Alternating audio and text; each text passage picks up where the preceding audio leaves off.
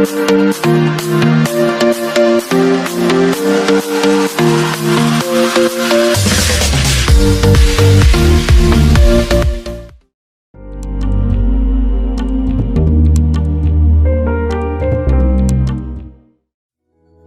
everyone, welcome to Beauty Attraction. Today I am going to tell you about the natural ways to clean your hair.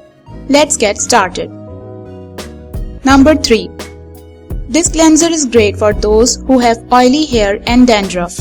Add a handful of fresh or dried marigold flowers to 3 cups of hot water. Allow it to stand for an hour. Strain and let it cool.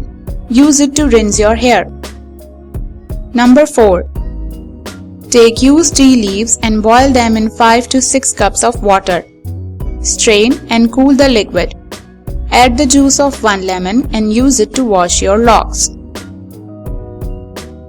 Number 5. Add 4 teaspoons each of lemon juice and coffee, 2 raw eggs and some strained tea water to henna powder.